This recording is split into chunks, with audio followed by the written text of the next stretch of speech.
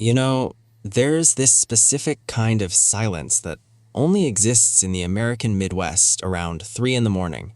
And it's not that peaceful, quiet of the woods type of silence. It's heavy. It's the kind of quiet that feels like the entire world around you is holding its breath, just waiting for something terrible to happen. Back in 2024, I was working security for this massive distribution center just outside of Omaha, Nebraska.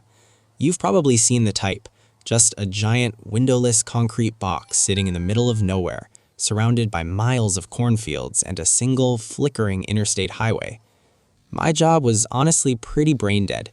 I'd sit in this cramped little booth, stare at 16 grainy camera feeds, and do a perimeter walk every 4 hours. It paid $22 an hour, and for a guy like me just trying to grind through his degree, it felt like the perfect gig. Or, well, that's what I told myself at the time. Most nights were just soul-crushingly boring. I'd kill time by drinking lukewarm coffee from a thermos, listening to true crime podcasts to keep from falling asleep, and just counting the minutes until the sun came up. But October of that year, something shifted. The air got sharp and cold, and the Warehouse 41 started feeling less like a place of work and more like a graveyard. It all kicked off on a Tuesday. I was sitting in the booth just scrolling through my phone when I caught something out of the corner of my eye on monitor 9. That camera covers the loading docks way in the back, the area we almost never use. The motion sensor light had flared to life. Usually I'd just shrug it off, probably as stray coyote or a heavy gust of wind tripping the sensor. But when I actually looked at the screen, I saw a car. It wasn't a delivery truck or one of those maintenance vans. It was this old, rusted-out sedan parked perfectly straight in dock 12. No headlights on, no engine noise, nothing. Just sitting there, like a ghost. I sat there paralyzed, waiting for someone to get out. 5 minutes, 10, nothing happened. I remember thinking, okay, maybe it's just a tired traveler who pulled off the interstate to catch some sleep. But Dock 12 is tucked behind 2 locked gates.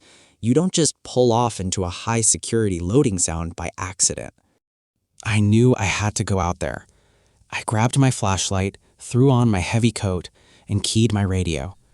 As soon as I stepped out of that climate-controlled office, the Nebraska wind hit me like a physical wall. The walk to Dock 12 is about 7 minutes if you're hauling ass, and the further I got from the main office, the darker it got.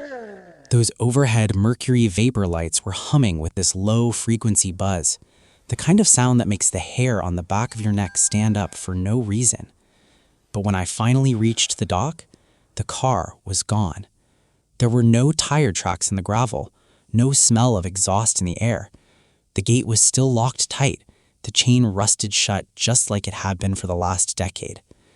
I stood there for a long time, the beam of my flashlight cutting through the fog, seriously wondering if the isolation was finally making me lose my damn mind.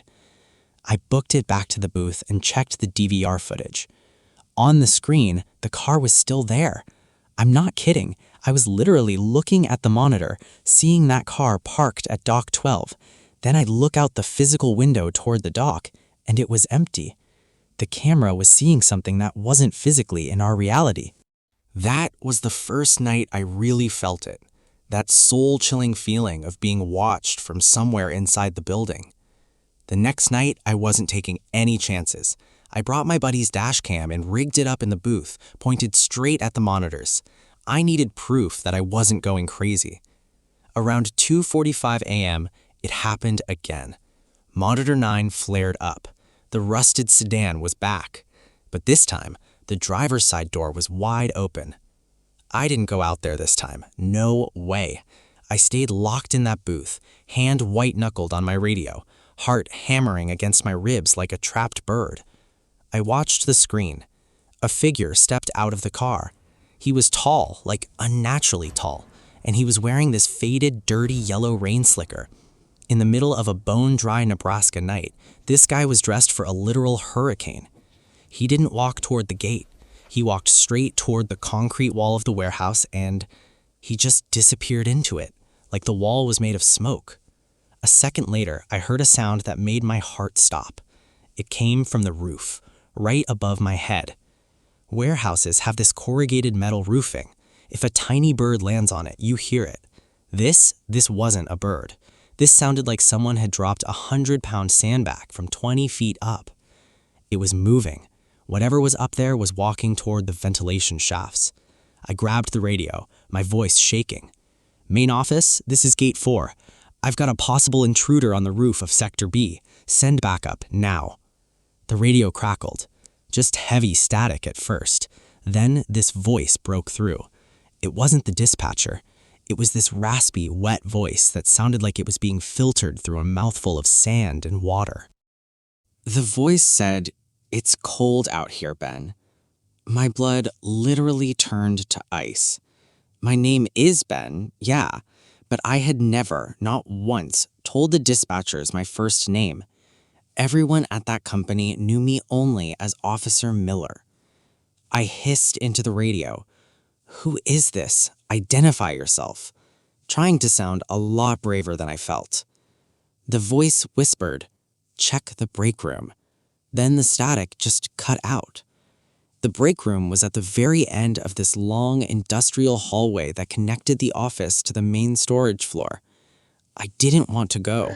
Every single instinct in my body was screaming at me to run to my car, drive to the nearest precinct, and never look back. But I was 23. I was broke. And I tried to convince myself it was just the day shift guys pulling some sick, elaborate prank on the new guy. I unlocked the heavy steel door. The hallway lights were on sensors, and they flickered on one by one as I walked, almost like they were leading me toward the back of the building. When I reached the break room, the door was slightly ajar. The smell hit me before I even saw anything. It was this metallic, nauseating stench of old copper and stagnant, rotten water. I pushed the door open with the end of my flashlight. The room was dead empty, but the TV, it was on, tuned to a dead channel, just that cold, flickering gray-white noise and static. And right there, dead center on the table, sat a Polaroid. I picked it up. My heart just stopped. The photo was of me.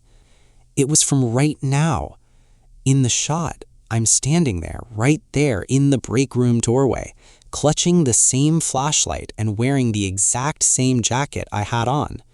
But in the photo, lurking right behind me in that pitch black hallway, was the man in the yellow rain slicker. His long, spindly hand was reaching out, inches from my shoulder. I whipped around. Nothing. The hallway was empty. But when I looked back at the photo, it had changed. The man was even closer now. He'd turned his head toward the camera, but where a face should be, there was just a void, a hollow black pit. And the most terrifying part, the background in the photo wasn't the warehouse hallway anymore. It was the office. Yeah, the exact same office where I sat every night watching those grainy cameras. I dropped the photo right then, and I backed out of that room, my breath coming in these short, jagged gasps. I turned to sprint back to the office, but the hallway lights, they weren't clicking on anymore.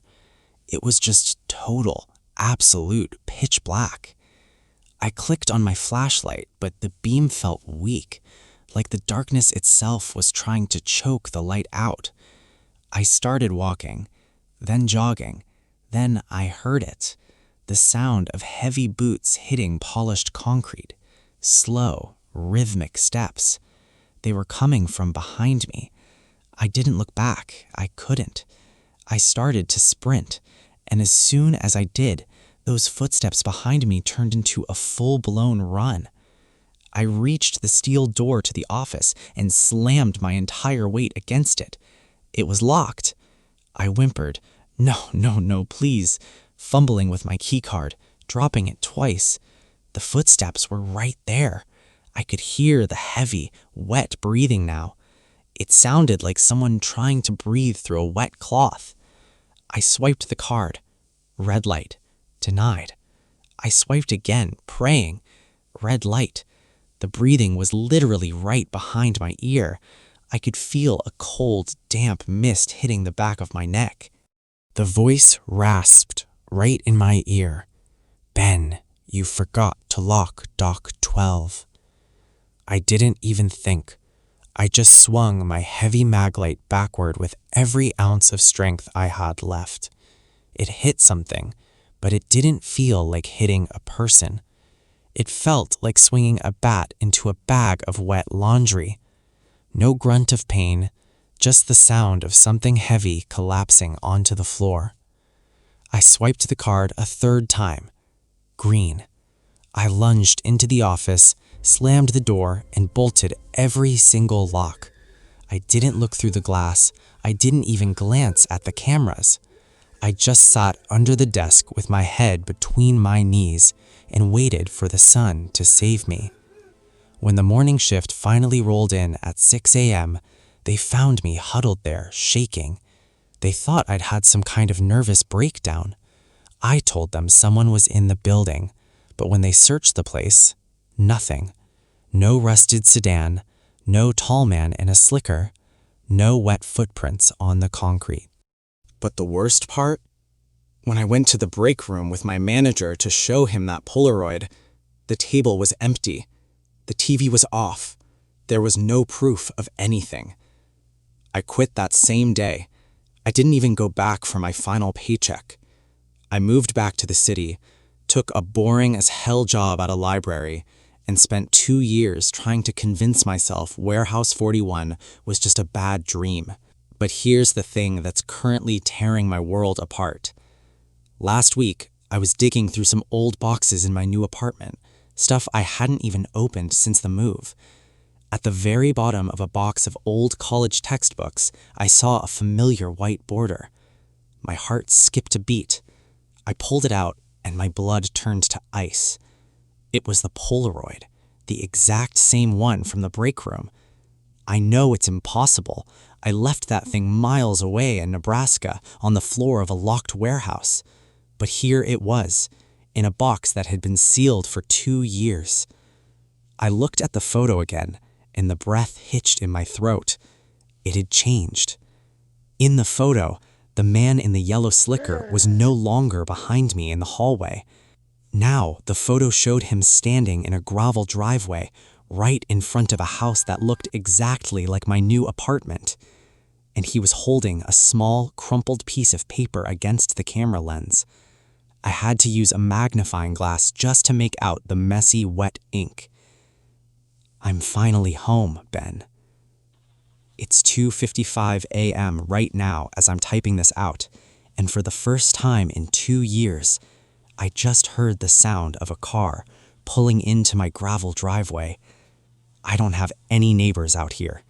And guys, it's just started to rain.